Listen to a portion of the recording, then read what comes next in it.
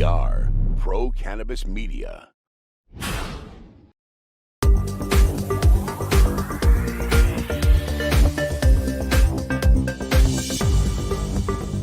Hi, everyone. Welcome again to another edition of In the Weeds with Jimmy Young, a regular podcast that we do here on Pro Cannabis Media.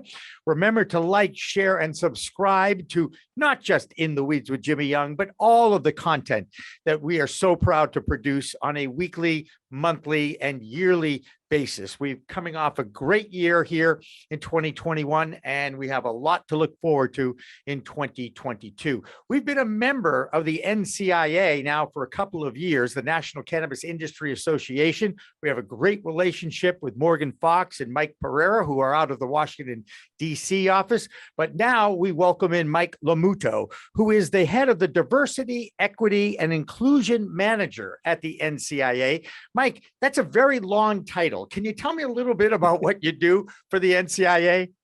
Yeah, so, like the title says, diversity, equity, and inclusion, which of course is one of those terms that means a lot of different things to a lot of different people, right? So what my responsibility is to make sure that, in a nutshell, as many voices in the industry that maybe don't always get the voices are heard within the NCIA, that we're representative of the industry as a whole, not just of only one aspect of the industry. And this could be, of course, ethnically, racially, background-wise, socioeconomic status, all those things, gender, all those natures. But also, we're looking at social equity, we're looking at legacy, and we're looking at, just, again, people with different backgrounds. The cannabis plant and the cannabis industry really has a very rich background, and we want to make sure that everybody's voice is heard and represented in the industry. It's one of the most impressive things about this industry is the opportunity that awaits those have been so negatively impacted by the failed war on drugs. Now they have an opportunity to get into this industry. And we all know that the biggest factor is access to capital. What are some of the things that you guys are doing at the NCIA to make sure that the people that maybe not have that kind of wealth in their family and friends to start a business have access to that? Yeah, that's a great question. And, just to iterate, I would say that one of the biggest factors is definitely the lack of access to capital. Sometimes there are so many factors. And so it really takes a very holistic and multi-pronged approach. So we're doing a lot of different things at NCIA, taking a holistic and multi-pronged approach. We started a few years ago with putting a committee in place made up of members of the NCIA. And that's grown now into the point where the committee itself is a very robust committee that produces a lot of great content and is behind the scenes doing a lot of work, making sure that our conferences, for example, have, which is, we have a conference coming up next week, but that our conferences, the panels are more representative. We want to make sure we have board members that are also more representative as well, committee leaders that are more representative. We also started a social equity scholarship program so that social equity applicants and operators around the country can apply to join NCIA for 1 free year of membership, to be able to get their feet in the door at the NCIA, learn how the organization works, take advantage of all the regular member benefits, as well as some extra unique benefits, such as complimentary passes to conferences.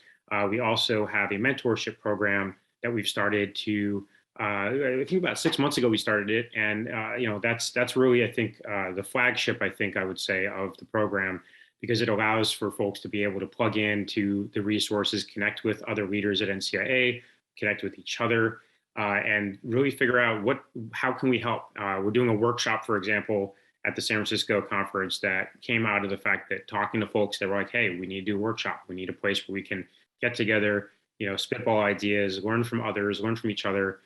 So, really, like I said, again, a multi-pronged approach to really make a more robust community at NCIA with our social equity members. I've learned a lot over the last 3 years of doing over 350 interviews with different people in different phases of this industry. And one of the things that I constantly harp on is access. I go back to this again, this access to capital. There seems to be in the cannabis industry, your multi-state operators who are way up here, who are so necessary really to get the industry going, especially at the state level, so that they can build out an industry state by state. And then, of course, you have those social equity applicants who are looking to learn how to get into business and how to put a business plan together and then have access to capital too. And now I'm hearing that more and more former professional athletes are getting involved in cannabis, and someone like Chris Weber has a fund now that's out there and available. Have you reached out to any of the former professional athletes that are active in the cannabis community to see if they may be willing to help, either as a mentor or in any other capacity that you might have for them? Yeah, the short answer is yes. We still are looking to do a lot more outreach and more connections with them. We have a lot of our committee members who have relationships with some of these folks. At the September's conference in Detroit that we had, which was our first conference in a couple of years, one of our keynotes was, our main keynote was, it was Calvin Johnson, Hall of Famer Calvin Johnson, and his business partner, Rob Sims, another former NFL player. Right. And they did the keynote with one of our board members, interviewing them. So, absolutely looking to bridge those gaps and make those connections for sure. Well, we might be able to help with that because both Calvin Johnson and Rob Sims were guests on Dave Briggs' Conversation show that airs on our PCM network all over the world on the internet. And Dave Briggs has done a great job of locating some of these athletes and engaging them in these conversations, these open, candid conversations with professional athletes who have had success in this world and now are looking to get more, to get back to the community in a socially responsible capitalist way, like Calvin Johnson and Rob Sims. That, to me, again, it goes back to the plant, Mike, doesn't it? The plant brings people together, right? They have a common bond, whether they are have different religions, different skin colors. It's the plant that brings people together. And I remember chatting with a Rastafarian a couple of years ago in Jamaica, and he really drove that into my head, that God put this plant on this earth for a number of reasons, but one was to bring people together. And in a very divisive United States that we have right now, we are seeing cannabis being used as a political tool to get certain things passed. And in the meantime, there's still a movement in Washington, D.C. to get either federal legalization or some kind of cannabis reform in place. I know this is a lot that I just spewed out there. Pick something that you could comment on. The thing that you said that really resonates with me is that this is a plant that brings people together, right? If we allow it to, right? Yep. For me, growing up in San Francisco, one of the things I remember was just smoking circles, right? People from all over the city, kids from all over the city, different backgrounds, different races. We may have disagreed about a million other things, but one thing we could agree about was, pass the doobie, let's have a good time, let's enjoy this afternoon, this evening, whatever it may be. One of the things that I think is maybe a little frustrating at times right now in this industry is seeing the divisiveness that happens within the industry. And people, acting like this is a scarcity issue and we need to fight with each other, right? One of the things that I really believe in is the world is an abundant place. I know that scarcity gets put on people, but I also know that the cannabis plant grows everywhere in the world. It grows in every single climate, and it really has so many different cannabinoids, so many different properties that it can benefit just about anyone with any condition for any purpose, right? And that's not even getting to the industrial uses and all that other stuff, right? So to me, yeah, the cannabis plant is about bringing people together, bringing the plant together. I really believe it has the ability to heal the world if we allow it to. If we allow it to. And that's probably the biggest challenge, because so much of our divisiveness is based on information, whether it's misinformation or information that may be skewed to fit another person's agenda, if you will. Believe me, I've never been more frustrated with our political process than I have over the last few years.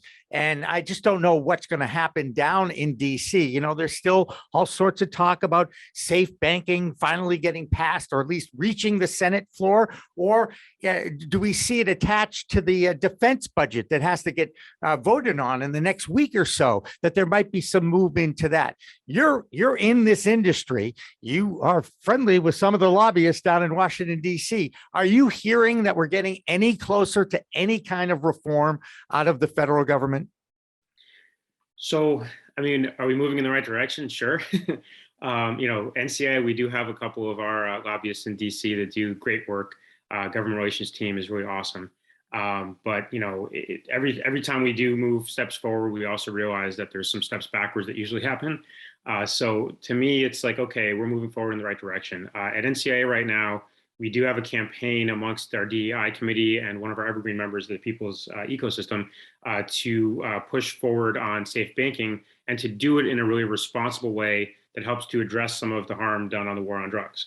So, safe banking, I can't stand, say enough good things about the fact that it's something that could really help the industry and help the small businesses and help, social equity applicants and, folks that have been harmed by the war on drugs in this industry.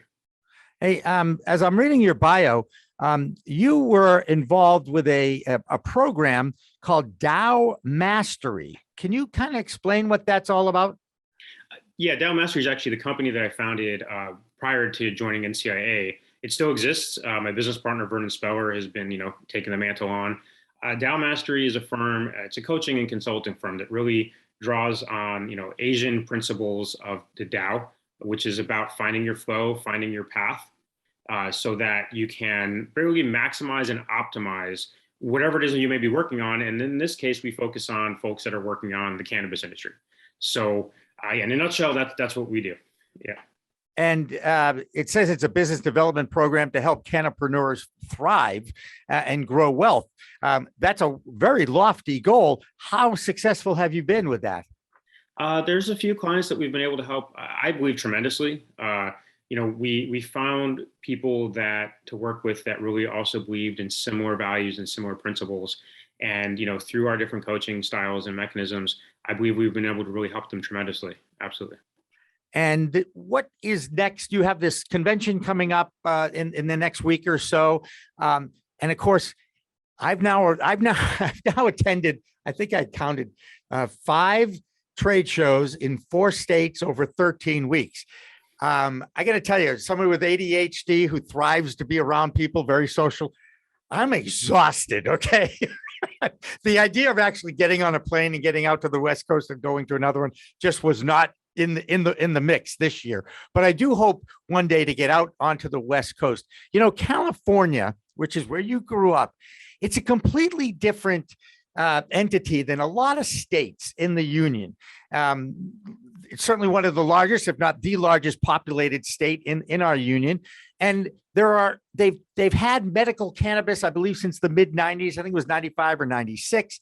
And now they seem to have some issues with the regulations and rolling out of the legal program, and the legacy program, the legacy sale, the illegal market is thriving because of all the red tape and all the compliance issues. How are we ever going to sort it out to incentivize more people that are in the legacy market to get into the legal market? And I would think that California would be the perfect location for this. It should be the perfect location for it, right? I mean, Yeah. With the really rich and deep cannabis culture, whether it's the Humboldt, the Mendocino farmers, or whether it's the brands that we've seen emerging in, the cities such as the Bay Area, San Francisco, Oakland, San Jose, or LA. Mm-hmm. But in reality, what we're seeing is, exactly what you're talking about, which is a lot of difficulty getting things to work. And without getting too critical of anybody in particular, I think that, there's a lot of different interests involved because there's so much money in cannabis in general, and there's so much money in cannabis in California. And so, that can often muddy the waters. And, I don't know, I think that it's in a lot of people's best interests to see the industry kind of squeeze a lot of the legacy folks out and a lot of the social equity folks out that have tried to do it the right way over the last several years. I myself was one of them, right? Several years ago, we tried to get our licenses, our permits, all that stuff. We ran out of all our runway, and we chose to keep doing things in the regulated space instead of going back into the legacy space. And as a result, that's how we ended up pivoting and shifting and forming these other business models such as DoW Mastery. But, a lot of folks that have still been hanging on and trying to make it right now, there's extinction events going on all over the state right now. And, that could be changed and alleviated if different policies were in place. And one of the big policies, it's not about squashing the legacy folks that are on the other side of the aisle, so to speak, right now. It's about working with them. It's about figuring out how do we create an inclusive industry that brings people in that have been holding down the fort for the last how many decades through prohibition. Right. So, sorry, you get me. I can get started on this one, but I'm glad. I think that yeah, it's really disheartening to see sometimes where you have the regulators and the politicians and a lot of these bigger companies sometimes that don't really necessarily always respect the people that have been committed to this plant for a long time and committed to the medicine of the plant, the socialness of the plant. And I think that if we were to do a better job, if they were to do a better job of listening to us and working together with us, I think we could solve that problem. Whether or not I see that happening anytime soon, I don't know. And I think a lot of times the fight ends up being over things like right now there's a proposed tax hike that they're trying to fight in certain municipalities. But I mean, is that going to be enough anyway? I mean, even without the tax hike happening, these companies are still really struggling. So, and a lot of folks are still choosing to not come over from the legacy space because the amount of red tape it takes is absurd. And I'm not saying just because, yes, it's a highly regulated industry and any highly regulated industry is going to take a lot of red tape, but there's a lot of unnecessary red tape at times. And that can be really challenging for people that are already on a shoestring budget or already trying to figure out how to do this with the little bit of family money they have without access to banking, without access to, safe banking and money and real capital. So, like I said, I could go on this one for a little while, but that's my nutshell right there. Yeah, no, I get it. And you mentioned the money grab. Money is a corrupter in many ways. Everybody wants it. They want to get more than their share, or at least their share. And yet I do see some people, some pockets, there's collaboration and there's competition. And I wonder how it's going to all evolve. And, and if I step back a little bit and we look at the federal scene and people are saying it still could be 5 to 7 years before we actually see full legalization. But, the safe banking does seem to be at the forefront of the first reform. And I just wonder how we can avoid getting cliques and division within the cannabis community. There's not a single voice. There are a few leaders out there, a couple of old guys, I can name a few of them, a few of them as well. But I just wonder how a message needs to be put out there of some kind to get people to work together rather than to get more than their share, because there's going to be plenty to go around. At least that's what the predictions are. Yeah, I mean, well, my quick answer is we all need to sit down and smoke together, right? I think that would help a lot. Can we bring it? Wait. Can we bring a few blunts into the U.S. Congress, please, and just get them to relax a little bit? Go ahead. That could help a lot too. I think like I said, if we all smoke together, I think it would be a lot better. Let's get Mitch McConnell high. Let's cut right to the chase. Okay. There you go. At least some CBD for him, right? Right. At least. Absolutely. Go ahead. Yeah, no, but I was going to say, I think that, I think one of the things that people need to recognize is that, and when I say people need to recognize this, I mean, it's one thing to say it, it's another thing for people to actually figure out how and the mechanisms to do it, is to realize that if we are in cannabis right now, we need to recognize we need to all be on the same side. Right. And, that when legalization on a federal level happens, that there is going to be really massive corporations, mega corporations coming in that, and I'm not even sitting here hating on them right now, because they're going to do what they're going to do. And we already know that they're going to do what they're going to do. And they've created and established structures in their existing industries to be able to do that. But those of us that are in the industry right now really need to do a better job of recognizing that we need to be on the same side, because when that event happens, of federal legalization, it's going to lead to the extinction of a lot of companies.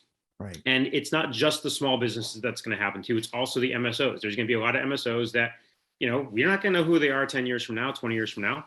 That's just like any other industry. And so the people that I believe really learn how to work in a cooperative, collaborative manner, we'll still be standing long run. Even if we only have a tiny little bit of the pie later, that little bit of a eventually $1 trillion pie probably is still a lot of money. Oh, Absolutely. Massachusetts has thrived since the voters voted this in 2016 in the adult use market. I believe there's over 173 dispensaries now in Massachusetts. Now I'm starting to see the dispensaries competing against each other with deals and opportunities. And of course, they're still strangled by marketing restrictions that don't allow them to share that with anyone other than those who have opted in to get information from those dispensaries. I mean, that's really the way they have to build out their following. The state of New York, as you know, has also just legalized. And I'm amazed that this was in a news item in our weekly Weed Talk news. Only 9% of the towns and cities in New York opted out of banning cannabis businesses from those towns, where in Massachusetts, it was more than 50%. In other states, it's New Jersey, it's over 50%. And, I'm encouraged by just the fact that there are cities and towns in New York that are welcoming the industry. That market alone, as you know, the predictions are to equal California in a number of years. Who knows? It'll take 2, 4, 6 years, maybe even 8 years. But isn't it encouraging to see at least one state with town governments and city governments recognizing that, wow, we can get tax revenue. We can improve our educational systems. We can improve our roads. We can improve other public services that through the taxes that'll be raised through the sale of the cannabis plant. Again, another example of why the plant is what it's all about, right? There's something in cannabis for everybody at the end of the day, right? And even if it is just money in the sense that, it's for taxes, so to speak, and I realize those taxes go towards other things, right? But, at the end of the day, that's about money for those municipalities. Even if it's just that, it still has something in it for everybody because it has so much potential. So, yeah, I do think it's encouraging to see a state come online and people not try to do the whole opt-out thing. And then that creates a whole nother possible negative dynamic that we've seen in other states. The thing I'd like to make sure that we do see in New York, and we work with some folks in New York. When I say we, I mean the NCIA, to advocate for responsible legalization there too, so that again we don't see folks left out of the industry who were prosecuted and persecuted for decades. What I've seen so far, and I really haven't been following New York that closely, but just the main headlines and stories, but I haven't gotten into the details of everything. What we're seeing so far is that they are making an effort there to make sure that is at least better than other states. But, we've seen other states do it before on the surface and then, it doesn't exactly roll out the way we'd like to see it happen. So I'm still a little trepidatious around how it's going to roll out in New York, but I am also hopeful that it will roll out in a positive manner. So we'll see. I do want to ask you another thing about multi-state operators. Are you starting to see some of these multi-state operators, and I know Curaleaf is one of them because they're based here in Massachusetts, and I know they have a social equity program that they're trying to institute. Are you starting to see multi-state operators trying to help out the social equity applicants? So that's a definitely loaded question. There's like so many different ways to go with that, right? So we see some multi-state operators, like for example, the People's Ecosystem is now a multi-state operator, right? Right. You see somebody like Elevate Cannabis, they're a multi-state operator, and they are global majority. That's my new term for minority that I've learned recently. They're global majority owned and operated. So they are coming into the space with that already the mindset of we're looking to help our community, right? Yeah. So they do actually qualify as multi-state operators, which is why that term itself starts to get a little bit muddy, right? Right. When we're looking at the more traditional multi-state operators like the Curaleaf, the Crescos of the world, right? Yep. We've seen them standing up certain types of corporate social responsibility, social equity type programs. In the first wave of that, a lot of it was in response to state regulations requiring them to do that. What I'm encouraged by right now is that we are seeing a couple of them, at least that I'm aware of, that are really trying to actually do more than just what is required by the state, that are thinking a little bit more progressively and a little bit more forward thinking and about trying to do it holistically. Jury's still out over whether or not it's going to happen and whether or not they'll be successful at doing that. And I'm not trying to knock them. I know they have a lot of other, irons in the fire, so to speak. But I'm encouraged by the fact that I think some of them are really, trying. The question is going to be whether they listen enough to really be able to make that impact that I think that they're trying to make.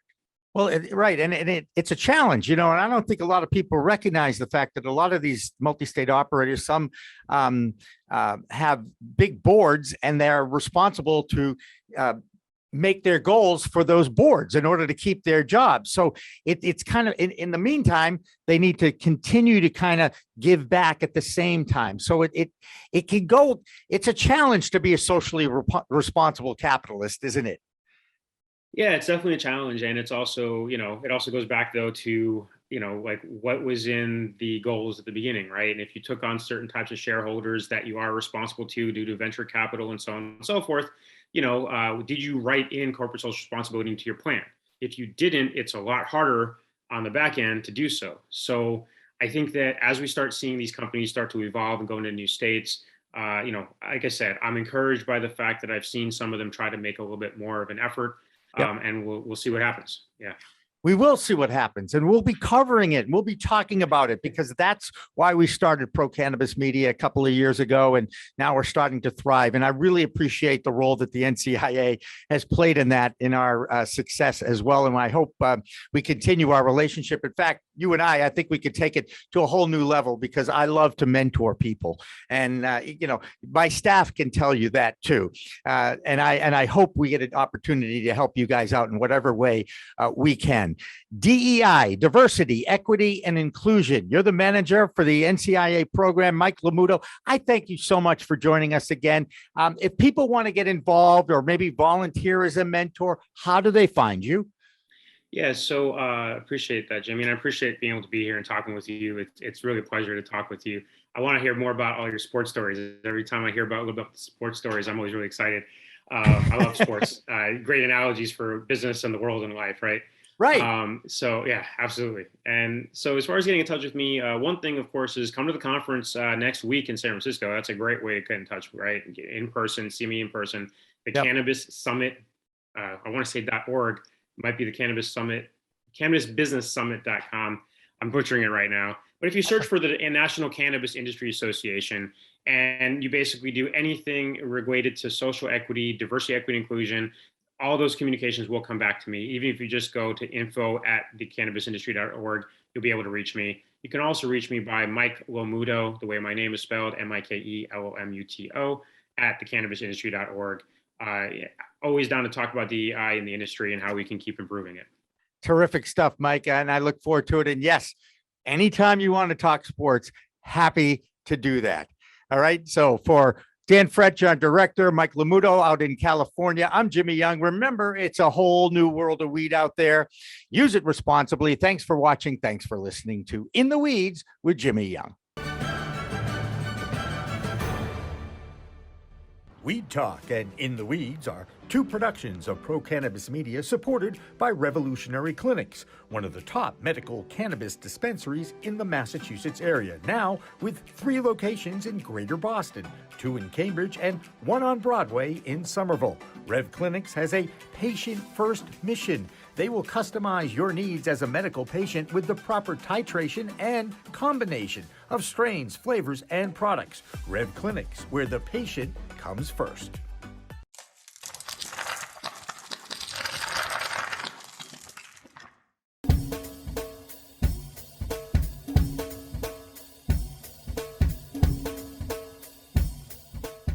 Difference is building a solution for that individual. Not just a custom, here's a box, here's a video, here's how you make your VMS. We custom design and custom build every situation for exactly what the customer needs. And we keep the costs low. We have multiple tiers, as far as what you're looking at on the cost side of things. If you want a one-time, where you just pay one initial cost, we have that. If you want to maintain your system and have the highest protection and highest capabilities and highest upgrades at all times, we have different plans for you. But we scale it so it's scalable and affordable 100%.